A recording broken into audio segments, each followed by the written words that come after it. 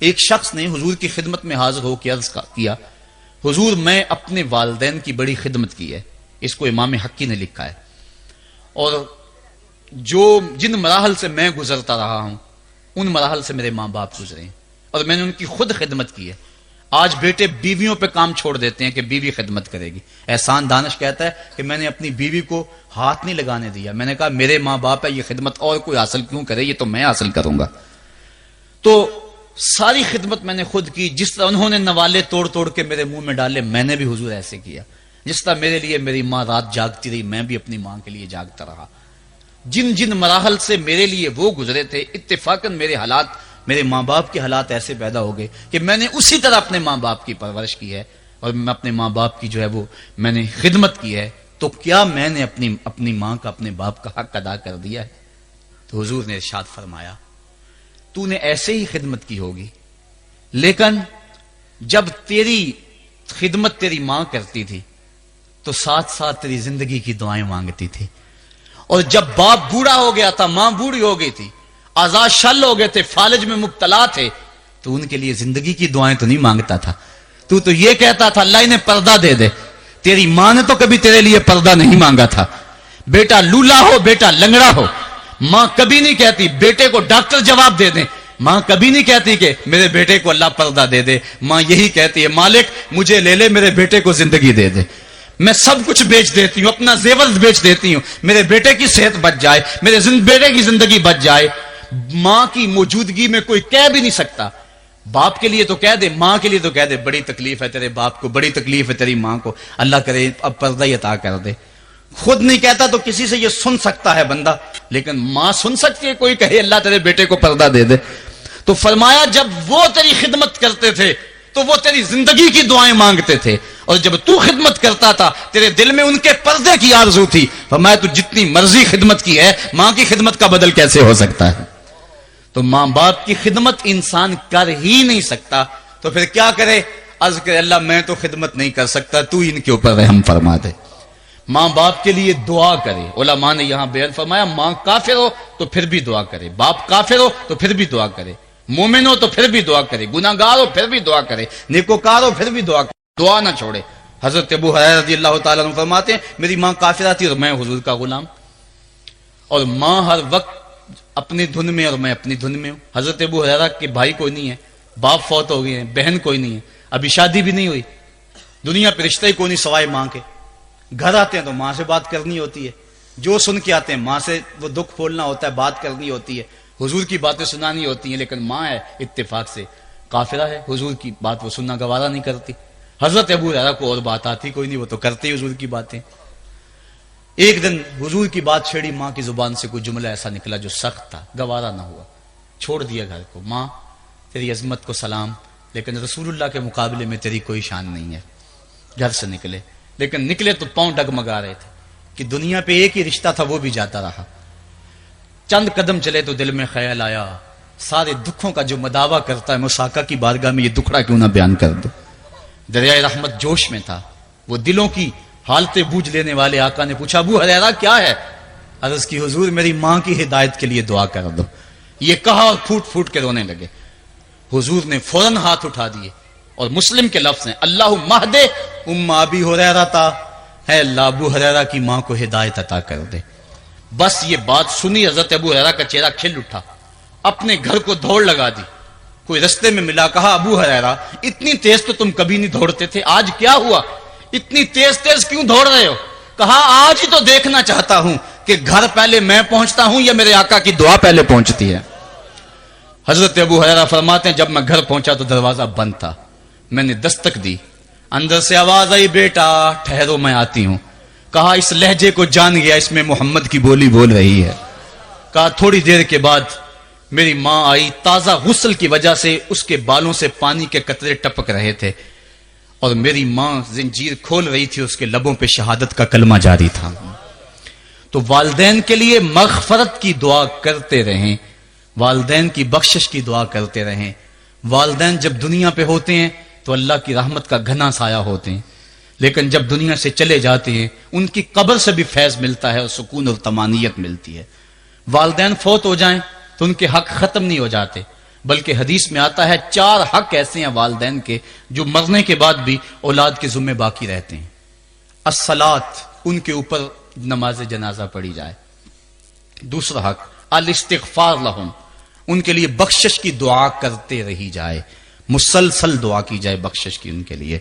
اور ایک روایت میں میں نے پڑھا ہے اگر کوئی بندہ اس کے والدین حالت ناراضگی میں فوت ہو گئے، والدین ناراض تھے، موقع نہ مل سکا منانے کا اور والدین فوت ہو گئے، تو حدیث میں آتا ہے کہ وہ کثرت کے ساتھ، ایک تو وہ اپنی خالہ کے ساتھ، ماں اگر فوت ہوئی ہے تو باپ ہوئی ہے تو باپ کے بھائیوں کے ساتھ اس نے سلوک کرے، باپ خوش ہوگا۔ دوسرا کثرت کے ساتھ اپنے والد کے لیے استغفار، والدہ کے لیے استغفار کرتا رہے۔ جب کثرت سے استغفار ہوتا رہے گا تو اس کے والدین راضی ہوں گے، اللہ اس کے گناہ کو معاف فرما دے گا۔ دوسرا حق والدین کا یہ ہے استغفار لہم، ان کے لیے بخشش کی دعا کی جائے، حدیث میں آتے ہیں۔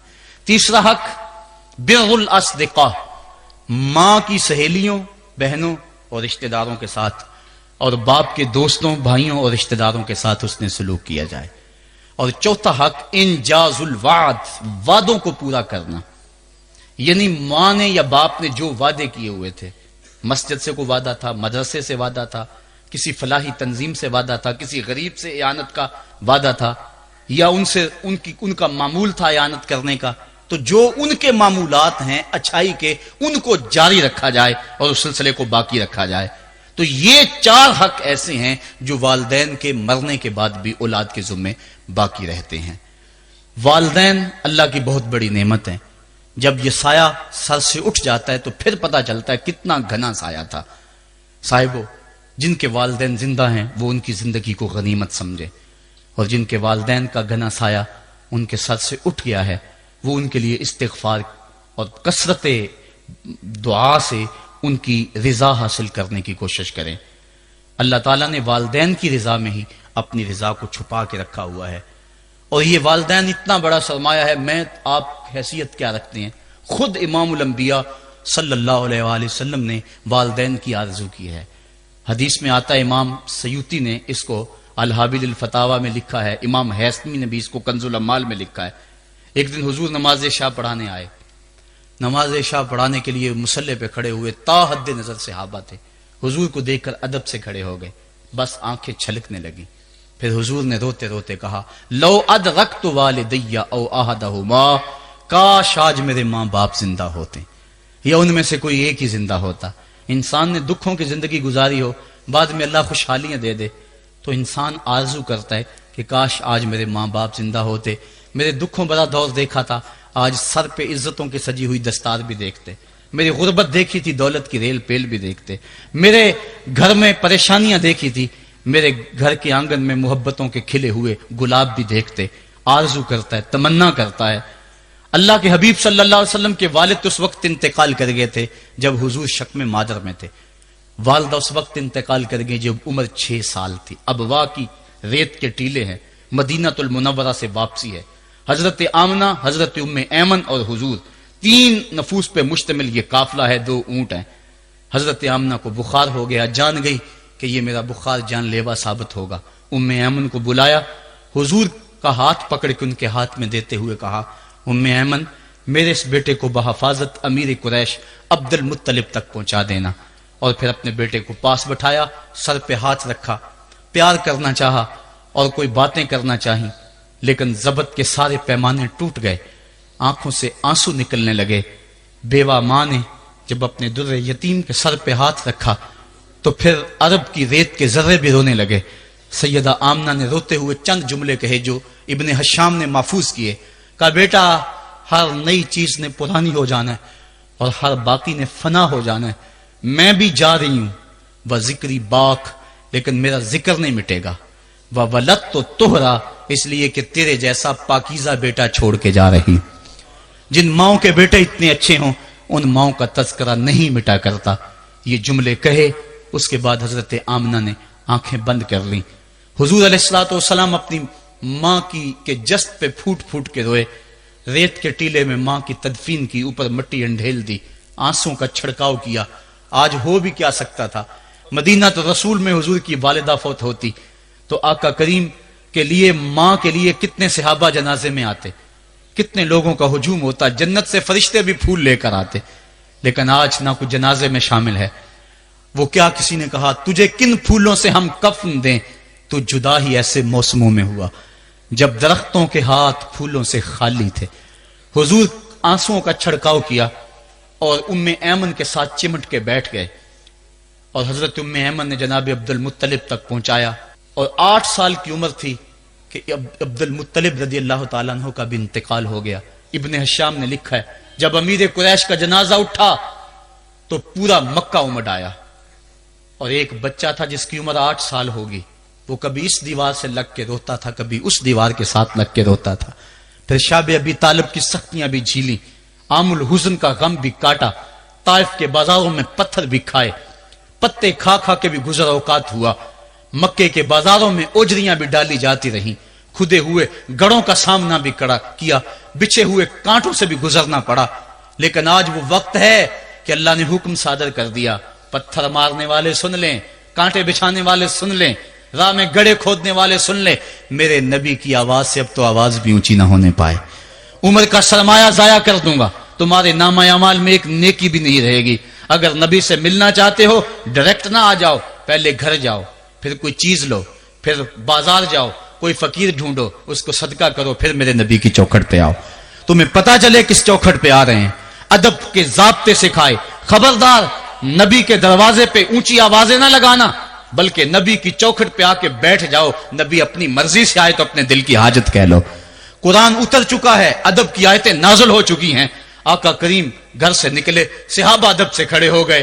حضور کی نظر پیچھے پلٹ کے 6 سال کی عمر میں ابوا کی ریت کے ٹیلوں میں گردش کرنے لگی، اور پھر آقا نے روتے روتے فرمایا کاش آج میری ماں زندہ ہوتی اور میں لوگوں کو نماز عشاء پڑھا رہا ہوتا اور اس میں سورہ فاتحہ کی تلاوت کر رہا ہوتا، پھر میری ماں کو میرے ساتھ کوئی کام یاد آ جاتا. میری ماں دروازے کی چلمن کو سرکا کے کہتی ابنی محمد، میرے بیٹے محمد میری بات سنو. فرمایا لوگو میں اپنی نماز توڑ کے پہلے ماں کی بات کو سن لیتا.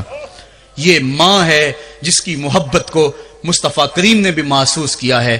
اونچی مسندوں پہ بیٹھنے کا وہ مزہ نہیں جو ماں کے قدموں میں بیٹھنے کا مزہ ہے. اور وہ کیا کہا تھا خورشید گیلانی نے، وہ کہتا ہے کہ 5 سٹار ہوٹلوں میں کھانا کھانے میں وہ لطف کہاں جو چولہے پہ پاس بیٹھ کے ماں کے ہاتھوں سے پکی ہوئی چپاتیاں کھانے میں مزہ ہے. اور عالی جناب حضرت صاحب اور اعلیٰ اور بھاری اور بھرکم لفظ سننے میں اور گارڈ آف آنر کا معائنہ کرنے میں وہ لذت کہاں ہے جو ماں کے اوئے ببلو کہنے کے اندر رکھا گیا ہے. ماں جب بولتی ہے تو اس کے لہجے میں جبریل بولتا ہے. ماں جب مسکرا کے دیکھ لیتی ہے تو لگتا ہے جنت کی ساری کلیاں کھل اٹھی ہیں.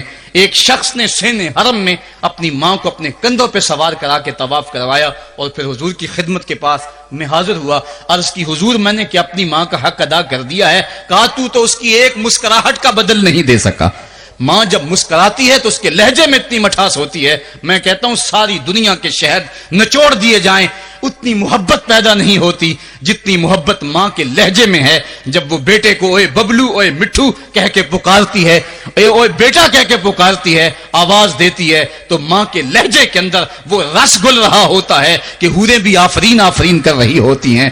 ماں کے بے ادب ہاتھ جوڑ کے ماں سے معافی مانگ لیں، باپ کے گستاخ ہاتھ جوڑ کے باپ سے معافی مانگ لے. یہ سرمایہ زندگی میں نہیں ملے گا. عموماً قدر نعمت زوال نعمت کے بعد ہوتی ہے. آؤ ماں باپ کی قدر کو پہچانیں اور اللہ کی رحمتوں کو لوٹیں. علامہ اقبال کی جب والدہ فوت ہوئی تو وہ پھوٹ پھوٹ کے روئے. جوان ہونے کے باوجود ان کی آنکھوں سے آنسو نہیں تھمتے تھے اور پھر روتے روتے کہتے تھے وطن میں ہوگا اب کس کو میرا انتظار، کون میرا خط نہ آنے سے رہے گا بے قرار، آرزو لے کے تیری خاک کے تربت پہ آؤں گا، اب دعائے نیم شب میں کس کو میں یاد آؤں گا، کون پچھلے پہر اٹھ کے دعا کرے گا. ماں ہی دعا کرتی ہے. ماں کے جب ہاتھ اٹھ جاتے ہیں تو اجابت کے سارے دروازے کھل جاتے ہیں. ماں جب بولتی ہے اور دعا کے لیے ہاتھ اٹھا دیتی ہے اللہ رحمت کے سارے دروازے کھول دیتا ہے اور قریب آ کے ماں کی فریاد کو سنتا ہے. ماں کی دعا جو اولاد کے حق میں ہے، مظلوم کی دعا اور مسافر کی دعا، حدیث میں آتا ہے یہ 3 دعائیں ایسی ہیں جو رد نہیں ہوتی. تو ماں کی دعائیں لیں، ان کی خدمت کریں اور والدین کی رضا چاہیں. اللہ مجھے آپ کو توفیق عمل نصیب فرمائے. وآخر دعوانا الحمدللہ رب العالمین.